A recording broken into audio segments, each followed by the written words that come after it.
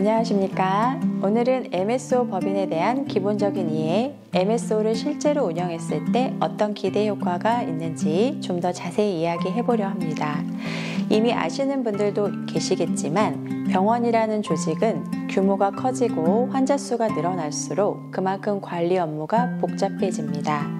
원장님들은 진료와 시술에 집중해야 하는데 경영과 행정까지 신경 쓰다 보면 결국 시간이 부족해지고 여러 가지 기회를 놓치게 됩니다. 그래서 오늘은 MSO를 적극적으로 활용함으로써 병원에 어떤 이점이 생기는지 구체적으로 말씀드리겠습니다.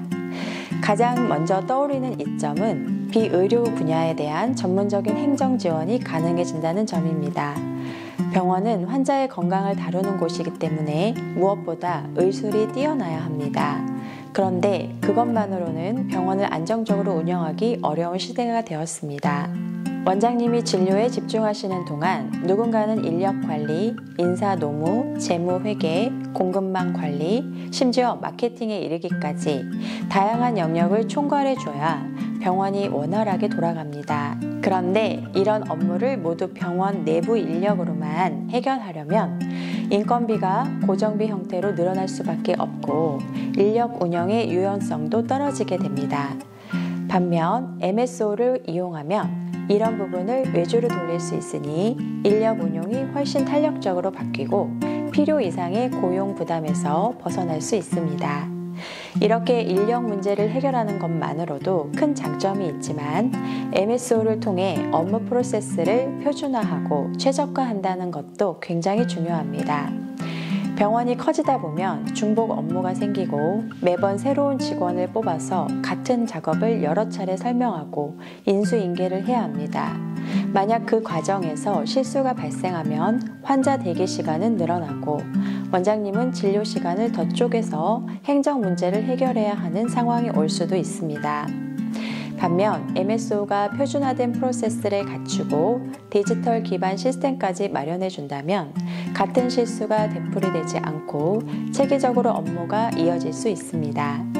직원이 갑자기 떠나더라도 인계가 훨씬 수월해지고 전산 데이터가 축적되어 있기 때문에 새로운 인력도 빠르게 적응할 수 있게 됩니다. 또 하나 놓칠 수 없는 것은 병원이 성장하기 위해서는 경쟁병원과 확실한 차별화를 해야 한다는 점입니다. 의술이 뛰어난 것과 환자를 사랑하는 인술, 그리고 이를 바탕으로 매출을 올릴 수 있는 상술까지 흔히 말하는 이 세 가지가 균형을 이뤄야 병원이 지속적으로 성장할 수 있습니다. 원장님께서는 진료와 환자 케어, 즉 의술과 인술 부분에 집중하셔야 하고 상술이라고 표현되는 마케팅과 경영, 관리 영역은 MSO가 맡아주면 좋습니다. 특히 마케팅은 병원에서 놓치기 쉬운 부분인데 어느 매체에 광고를 집중할지, 어떤 이벤트를 진행할지, 환자들에게 어떤 이미지를 심어줄지 등을 제대로 계획한다면 매출 증대에 크게 기여할 수 있습니다. 원장님이 직접 모든 걸 챙기기엔 어려운 일이니 MSO가 이 부분을 전문적으로 관리해 준다면 확실한 시너지 효과를 낼 수 있습니다. 그뿐만 아니라 MSO를 통해 부대 사업을 활성화하는 것도 기대할 수 있습니다. 병원에서 직접 하기 어려운 연계 사업을 별도 법인으로 운영하거나 새로운 수익 모델을 개발하는 일이 여기에 해당합니다. 이를 통해 얻어지는 소득 분산 효과는 합법적인 절세 수단으로도 연결될 수 있습니다. 예를 들면 건강 관련 상품 판매나 환자 편의를 돕는 다양한 프로그램을 법인으로 돌리면 원장님 개인 명의로 얻는 소득이 줄어들어 종합소득세 부담을 줄이는 데 도움이 됩니다. 물론 이때 의료법에서 정한 1인 1개소 원칙을 지키고 실제로 제공되는 서비스가 명확히 존재해야 탈세나 편법 운영으로 오해받지 않습니다. 그래서 MSO를 가족법인 형태로 만들 경우 그 법인이 정말로 실질적인 기능을 수행하는지가 아주 중요해집니다. 한편 MSO가 제대로 기능하려면 법률 리스크와 세무 리스크에 대한 대비도 함께 이루어져야 합니다. 원장님들은 항상 국세청의 관심 대상에 속하기 때문에 MSO를 통한 비용 처리나 인건비 지출이 허위로 잡히면 문제가 될 수 있습니다. 그러나 실제로 업무를 대행하고 실질적인 관리 지원 활동을 하고 있다면 그 대가를 지불하는 것은 너무나도 당연한 계약 관계가 됩니다. 결국 MSO가 무엇을 해주고 그 대가가 어떻게 산정되는지를 투명하게 증명할 수 있어야 세무조사나 의료법 위반 의혹을 방지할 수 있습니다.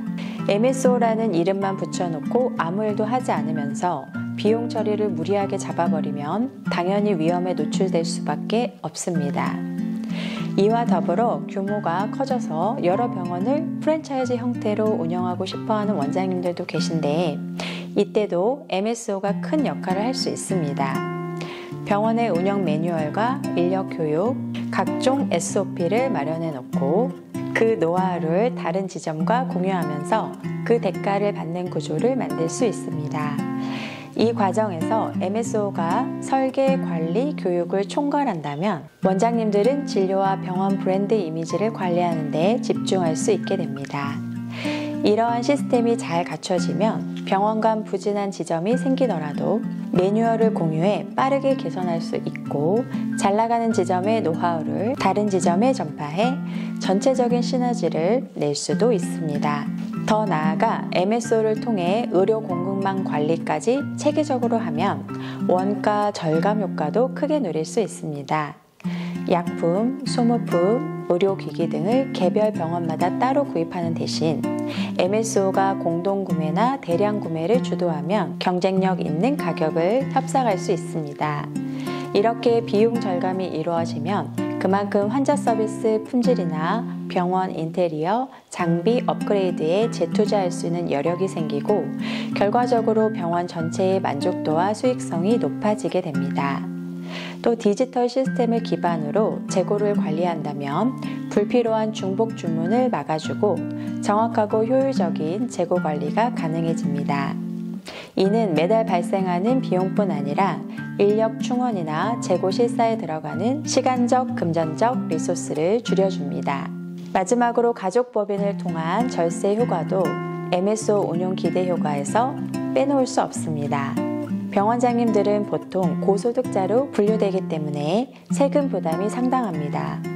따라서 개인 사업자 주의로 모든 소득이 합산되는 것보다 MSO라는 별도 법인을 통해 일부 소득을 분산하면 세율을 효과적으로 낮출 수 있습니다.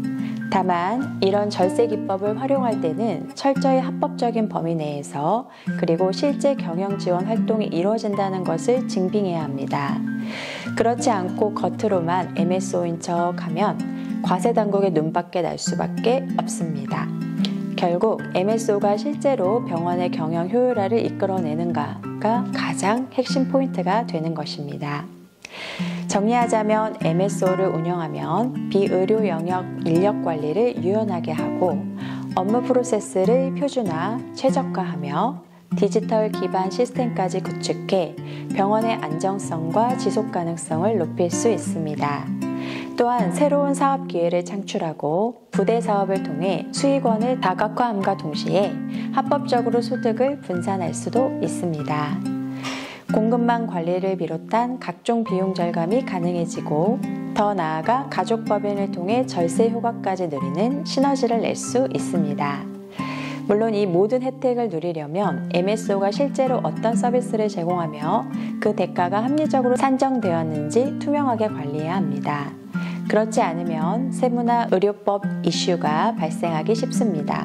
오늘은 이렇게 MSO 운영에 따른 기대 효과를 보다 깊이 있게 다뤄봤습니다. 실제로 병원을 운영하다 보면 관리 업무와 인력 문제, 그리고 세무 부담 등 여러 난관에 부딪히게 되는데 MSO를 도입해 체계적으로 해결할 수 있다면 큰 도움이 될 것입니다.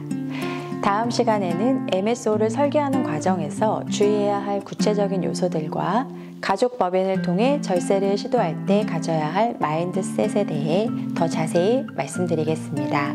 오늘 영상이 도움이 되셨다면 좋아요와 구독 부탁드리고요. 궁금한 점은 언제든지 댓글로 남겨주세요. 시청해주셔서 감사합니다. 다음에 또 뵙겠습니다.